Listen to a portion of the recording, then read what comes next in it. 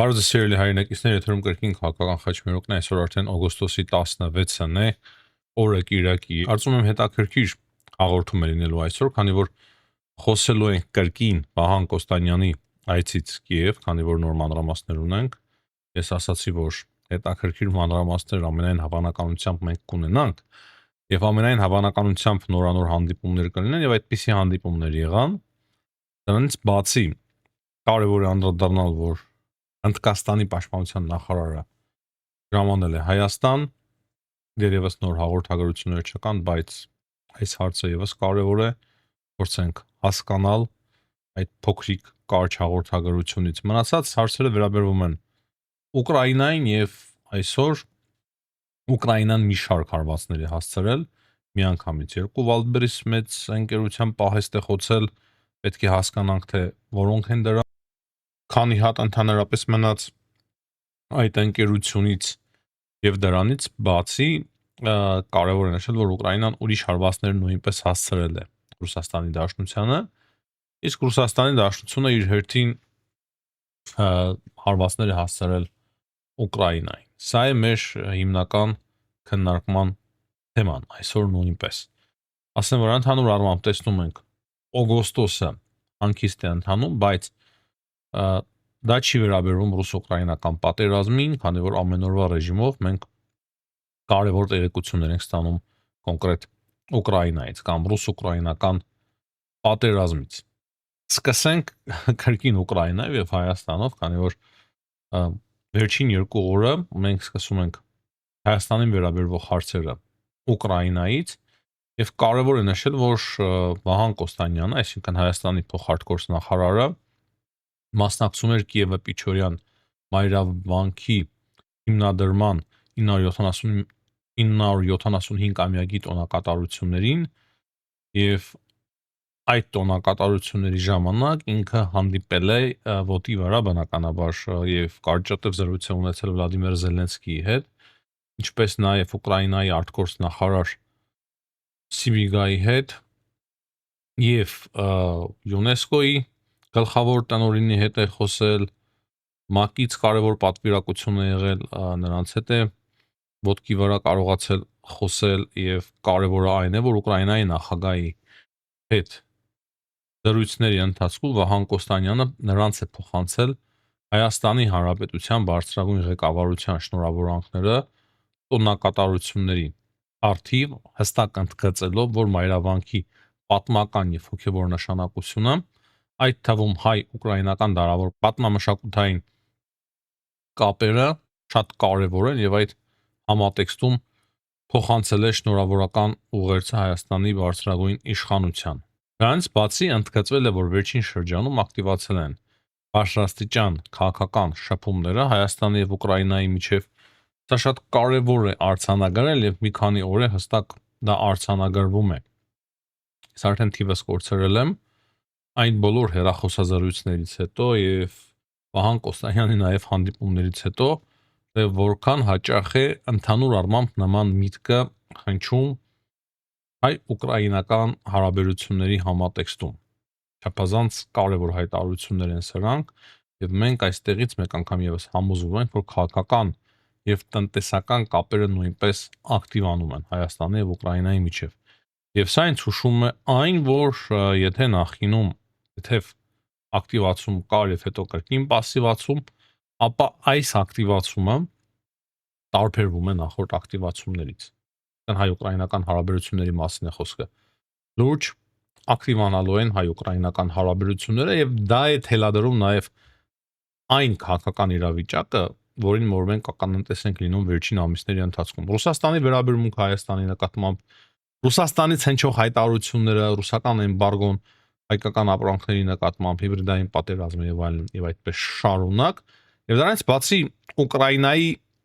հաջողությունները թե ռազմաճակատում եւ թե օթում ընդդեմ Ռուսաստանի։ Այս ամենը եղանակ է փոխում եւ չէր կարող եղանակ չփոխել եւ չէր կարող չազդել հայ-ուկրաինական հարաբերությունների վրա։ Եթե սա չազդեր հայ-ուկրաինական հարաբերությունների վրա,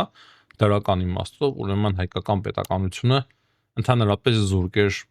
իր անկախությունից, այսինքն չուներ անկախություն։ Իսկ նման կապերի շնորհիվ մենք հասկանում ենք, որ հայկական պետականությունը, հայկական պետությունը կարողանում է անկախ հարաբերություններ ձևավորել եւ խորացնել նույնիսկ այն երկրի հետ, ում Ռուսաստանը համարում է թշնամի, ամեն օրվա ռեժիմով ռազմական գործողություններ է իրականացնում այդ երկրի դեմ։ Բայց մենք տեսնում ենք, որ ավելի խորը հարաբերություններ ունի Ուկրաինայի հետ Ադրբեջանը։ Սակայն ինչպես ես արդեն 2 օր է նշում եմ, Հայաստանը եւ Ուկրաինան ավելի բնական դաշնակիցներ կարող է դառնան եւ այդպես է, քան օրինակի համար նույն Ադրբեջանը եւ Ուկրաինան։ Ահա այսքանը, ահա այս հարցի շուրջ դեռևս կարծում եմ բավարար է, որ ավելին չխոսենք հայ-ուկրաինական հարաբերությունների մասին։ Իհարկե կարող ենք երկարացնել, բայց իմաստը չեմ տեսնում։ Անպայման բաժանորդագրվեք, սիրելի հայրենակիցներ, լայքեք, եթե մինչև հիմա չէիք լայքել, ես մոռացել էի հիշեցնել, հիմա հիշեցի։ Ուրեմն, կարևոր մեկ հաղորդագրություն մենք նույնպես ունենք Հայաստանից, որ Հայաստան է այցելել, ճիշտ ժամանել Հնդկաստանի պաշտպանության նախարարը։ Դա բավականին կարևոր իրադարձություն է եւ այստեղից ելնելով մենք հստակ նաեւ մեկ բան պետք է արձանագրենք, կարծես առաջին այցը չէ Հնդկաստանի պաշտպանության նախարարի, բայց մենք այստեղից կարող ենք արձանագրել մեկ կարևոր բան, որ հայ-հնդկական ռազմական շփումները ակտիվանում են։ Հնարավոր է նոր պայմանավորվածություններ ձեռք բերվեն, հատկապես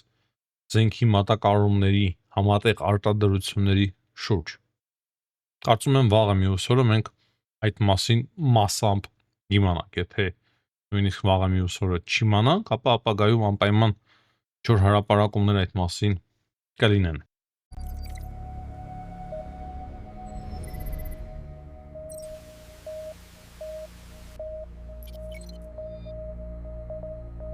Հիմա խոսենք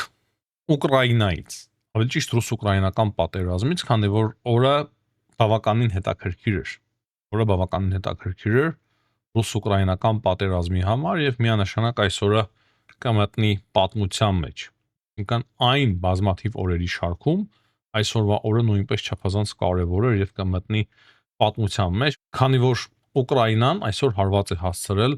Պոդոլսկում գտնվող Վալբերեսի խոշորագույն պահեստներից մեկին։ Հետաքրքիր կադրեր կան իմիջայլոց վառվող այդ պահեստների, հետո մենք իմացանք, որ հաջորդ թիրախը կրկին եղել է Վալբերիսը եւ այդ հաջորդ թիրախը եղել է արդեն Մոսկվային շատ մոտ, Դոմոդեդովոյում, այսինքն ոչ թե օդանավակայանում, այլ այդ շրջանում Վալբերիս ընկերության պահեստին է հարված հասցրել Ուկրաինան։ Այսինքն երկու խոշոր պահեստների շատ կարևոր եւ լրջագույն հարված։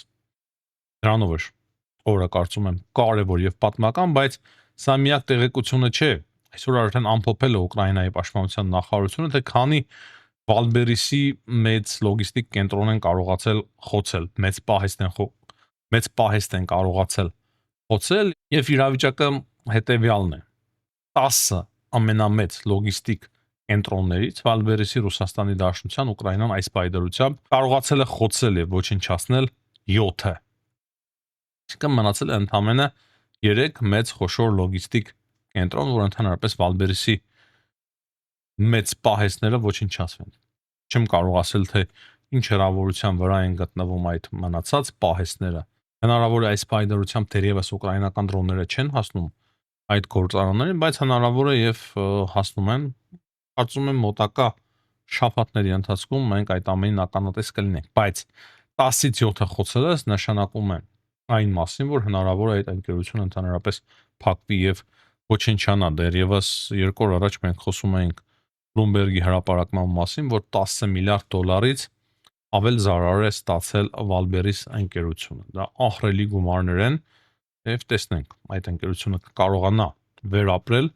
թե չէ։ Ի պատասխան ուկրաինական ԴԼՄ-ների տեղեկության համաձայն Օդեսայում Ռուսաստանի Դաշնությունը իր ԱԹՍ-ների միջոցով խոցել է Էպիցենտր հիպերմարկետը։ Պատկերացնում եք, չէ՞։ Հիպերմարկետի են հարվածում ի պատասխան Վալբերիսի վրա իրականացված հարվածների։ Հիպերմարկետ եւ Վալբերիս ընկերության պահեստ։ Տարբերությունը բավականին մեծ է։ Հիպերմարկետներում կարող են լինել բազմաթիվ մարդիկ, իսկ Վալբերիս պահեստներում միանշանակ այդքան մարդ դժվար թե լինի, որքան որ հիպերմարկետներում, եւ տարբերությունը շատ մեծ է հիպերմարկետի եւ մեծ լոգիստիկ կենտրոնի, մեծ պահեստի միջև։ Կարևոր է նշել, որ Ուկրաինան միակ հարվածը այսօր չէ, որ Վալբերեսին է հասցրել, այլ նաև Ռոստովի շրջանում բավականին կարևոր հաջողությունների է հասել։ Ուկրաինայի պաշտպանության ուժերը հարված են հասցրել Ռոստովի մարզում գտնվող Կամենսկի գործարանին, ուշադրություն դարձրեք, այս գործարանը կարևոր էր նրանով, որ պաշտպանական արդյունաբերության համար Ռուսաստանի մեծ նշանակություններ խաղում։ Դրա համար ասում եմ, օրը բավականին կարևոր է հերթիրային վառելիքի արտադրության գործարաններ Ուրագանի համար, Սմերջի համար, Տորնադոյի համար եւ բազմաթիվ հերթիրային համակարգերի համար վառելիքեր արտադրում տվյալ գործարանը եւ Ռուսաստանի Դաշնությունը փաստացի ամենայն հավանականությամբ հարվածներից հետո կորցրեց նաեւ այդ կարևորագույն գործարանը։ Ռոստովի մարզպետը հայտնել է, որ Ռոստովի վրա հարձակումների ընթացքում 2 զոհ է գրանցվել։ Հավանաբար այդ զոհերը գրանցվել են հենց տվյալ գործարանի վրա հարվածների ընթացքում։ Ասեմ, որ Ռուսաստանը Օդեսայից բացի այսօր հարված է հասցրել նաև Կիևին։ Գիշերը հարված է հասցրել Կիևին եւ այրվել է շուկան, նաև շինությունների վրա են հասցրել այդ հարվածները։ Կարծում եմ հիմնականում պարզ էր, թե օրը ինչպիսին էր Ռուսաստանի Դաշնության եւ Ուկրաինայի համար։ Կարևոր է կարծում եմ այստեղ նշել մեկ անգամ այն փաստը նույնպես նշել, որ Ռուսաստանում կրկին բենզինի հետ կապված հերթերը կրկին սկսել են շատանալ, վառելիքի հետ կապված խնդիրները եւ ընդհանուր առմամբ բավականին բարդ է դարձել Ռուսաստանի համար իրավիճակը։ Չնայած Ռուսաստանում կրկին հայտարարում են, այսինքն բարձրագույն քաղաքական իշխանությունները, նաև Լավրովի մակարդակով, որ իրենք շարունակելու են այս պատերազմը մինչև վերջ։ Իմիջայլոց Զախարովան է ակտիվացել կրկին Թուրքիայից եւ Միացյալ Նահանգներից պահանջում է պատասխան, թե ինչու է Թուրքիայի միջոցով հիմա Միացյալ Նահանգները զենք մատակարարելու Ուկրաինային, իրենք անվանում են դա թշնամական ակտ եւ պատասխան են պահանջում Միացյալ Նահանգներից, ասում են մենք մեր նպատակներին միևնույն է կհասնենք SVO-ի նպատակներին, բայց դա կփչացնի մեր հարաբերությունները ձեզ հետ, այսինքն ռուս-թուրքական հարաբերությունները եւ ռուս-ամերիկյան հարաբերությունները։ Հետաքրքիր է, որ մինչև հիմա Ռուսաստանում համոզված են, թե իրենք կկարողանան հասնել իրենց արժև դրված բոլոր նպատակներին, չնայած որ դա շատ կարևոր է նշել, Խորհրդային Միությունը, եթե կարողացավ հաղթանակ տանել երկրորդ համաշխարհային պատերազմում, ապա ողջ Եվրոպան օգնում էր Խորհրդային Միությանը։ Խորհրդային Միությունը միայն Ռուսաստանի Դաշնությունը չէր, բազմաթիվ երկրներ, բազմաթիվ ազգեր միասնական հաղթանակ էր եւ դրանից բացի Միացյալ Նահանգները նույնպես օգնում էին Խորհրդային Միությանը։ Իսկ Ռուսաստանի Դաշնությունը նույնիսկ Խորհրդային Միություն չէ։ Իսկ թե ինչպես ստեղծվեց Խորհրդային Միությունը, ում ծրագիրն էր դա եւ ինչ իրավիճակում էր նույն Խորհրդային Միությունը նոր ստեղծված ժամանակահատվածում, հզոր էր թե չէ ցարական Ռուսաստանը եւ ինչ ծրագիր էր դա, ես կարծում եմ բաց են աղբյուրները եւ բոլորը կարող եք տեսնել, գտնել ազատ եւ այդտեղից նույնպես կարելի է եզրահանգման գալ, որ Ռուսաստանի Դաշնությունը գրեթե միշտ պարտվել է այսպիսի մեծ գլոբալ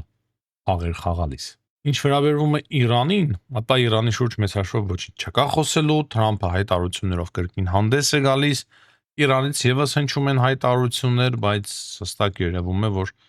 իրավիճակը փակուղում է, նույն ժամանակ կարծես ոչ ոք չի ցանկանում այս պահի դրությամբ շարունակել տվյալ